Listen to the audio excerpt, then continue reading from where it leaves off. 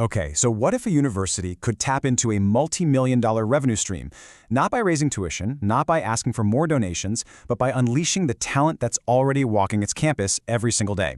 Well, today we're going to break down a pretty wild proposal that aims to do exactly that, turning its own students into a global sales force. I mean, it's a pretty bold question, right? Universities are constantly on the hunt for new ways to fund themselves. But this pitch, it suggests that maybe one of their biggest, most powerful, and completely untapped resources is the student body itself. All right, let's dive into what's going on here. We all know the traditional playbook for how universities make money, right? Tuition, government grants, alumni donations, the usual suspects. But this proposal, which was pitched to the University of Cape Town, suggests a totally radical shift. It says, forget just relying on the old ways. Let's build an entrepreneurial model, a revenue engine that's actually powered by students through a smart strategic partnership. So at the very heart of this whole idea is a proposed partnership between UCT, one of Africa's top universities, and a global job platform called academicjobs.com. And the plan is kind of brilliant in its simplicity. The company would basically outsource its sales operations directly to the university students. Now here's what's so interesting. This isn't just some crazy, untested idea they cooked up out of nowhere. No, it's actually based on the super successful Warwick model. See, the University of Warwick over in the UK is already doing this. And get this, it's estimated they're pulling in over 236 million Rand a year from their student-led sales teams. That is a massive proof of concept. The proposal itself is pretty straightforward.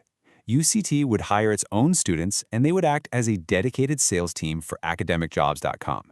But their sales territory, we're not just talking about South Africa. We're talking about the entire UK, all of Europe, and the African markets. It's a global operation run entirely from a single campus. So, you're probably wondering, how would this even work? How do you actually turn a group of 36 students into a global sales engine? Let's break down the mechanics of the plan. The process is actually surprisingly simple. Step 1, you hire a team of 36 students for part-time work.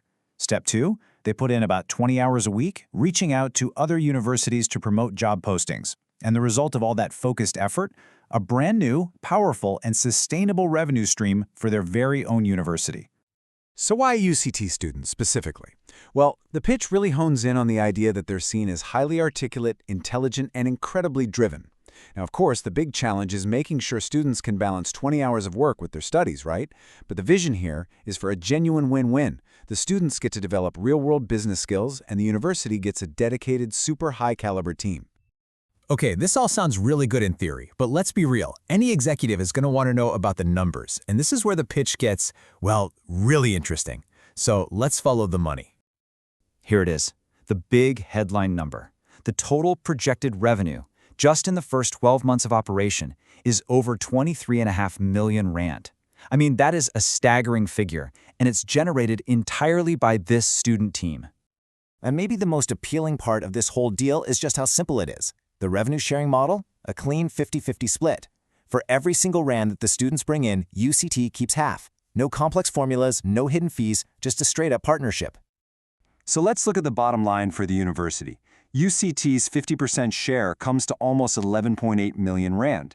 Now, their only major expense is paying the students, which is estimated at about 1 million Rand. So you subtract that, and you're left with a potential net revenue for UCT of almost 10.8 million Rand in year one. And where is all that money supposed to come from? Well, the projections are pretty ambitious. They're targeting 10 million Rand each from the UK and European markets, and then the other 3.5 million or so from the African continent. It just goes to show you the truly global scale of this operation. But the pitch argues that this partnership is about so much more than just the cash. There are some really big strategic advantages for UCT if they align themselves with this company. And academicjobs.com brings a lot to the table. They've got a global reach with the world's top universities, some unique AI tech that's changing the game in candidate sourcing, and get this, a perfect 100% client retention rate. That's pretty much unheard of. It's a model that doesn't just make money, it invests in student skills for the future. And then there are a few X factors here. The founder, He's got a proven track record. He already built and sold a similar company to the media giant Times Higher Education, so this is not his first rodeo. His new company is already the third most visited in its space, and it's shaking things up with a brand new student-focused university ranking system. This isn't just a company, it's a disruptive force in higher ed. So what's the ultimate vision here? This isn't being pitched as just another business deal. It's really being framed as a genuine chance to reshape a piece of the higher education landscape. And it's an actionable plan. The proposal lays out a really clear timeline. They want a steering committee to start planning in January 2026, with the goal of officially launching this 2-year partnership just a few weeks later on March 1st. They want to move fast.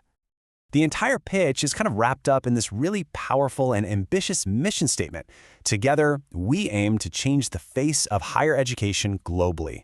It frames this whole partnership not just as a local win for UCT, but as part of a much bigger, world-changing vision. And that really leaves us with the big question, doesn't it? A model where students aren't just consumers of an education, but they become active economic drivers for their own institution. If it's managed the right way to support their studies. Could this be the future of how universities fund themselves and empower their students? It's a pretty powerful idea to think about.